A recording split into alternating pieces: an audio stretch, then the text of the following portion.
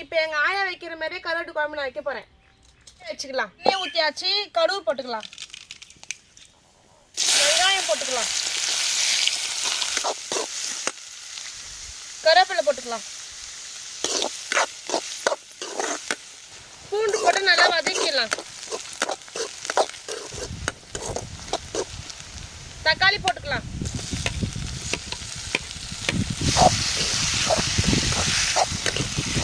போட்டுக்கலாம்.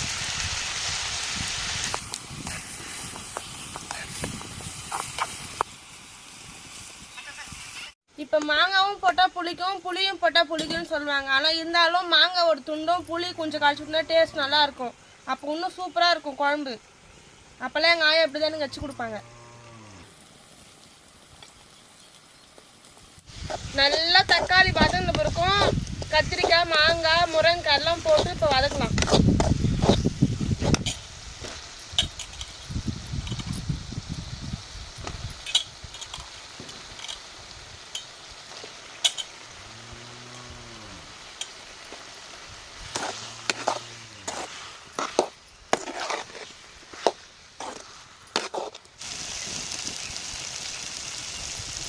நான் இந்த குழம்புல எந்த மசாலாவும் ஆட் பண்ண மாட்டேன். வீட்டு மிளகாத்தூள் மட்டும் தான் ஆட் பண்ணுவேன்.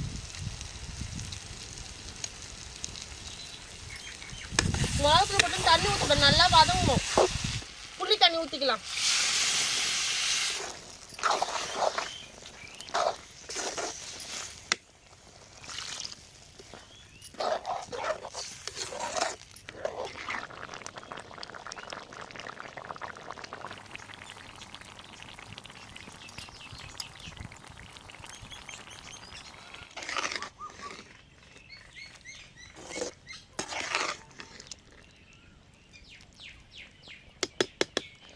இப்போ கொத்தமல்லி போட்டு இறக்கலாம்.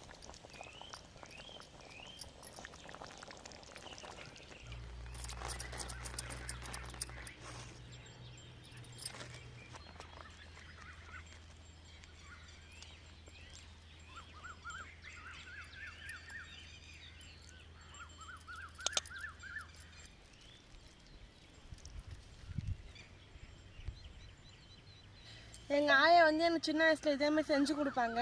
பெருசாக ஒன்றுமே இல்லை. வெங்காயம், தக்காளி, கத்திரிக்காய், மாங்காய், முருங்கைக்காய் போட்டு மிளகாத்தூள் எந்த மிளகாத்தூளும் ஆட் பண்ண முடியும். வீட்டு மிளகாத்தூள் மட்டும்தான் ஆட் பண்ணணும். அதுவே செம்ம டேஸ்ட்டாக இருக்கும். லாஸ்ட்டில் புளி கரைச்சி ஊற்றிட்டு நல்லா கொச்ச பிறகும் கருவாடு போட்டு இறக்கிட்டாவே போதும். நல்லா கமன்னு நல்லா சூப்பராக இருக்கும். நல்லா வயல்காட்டில் வேலை செஞ்சுட்டு வந்தால் சாப்பிட்றதுக்கு அவ்வளோ டேஸ்ட்டாக இருக்கும் குழம்பு.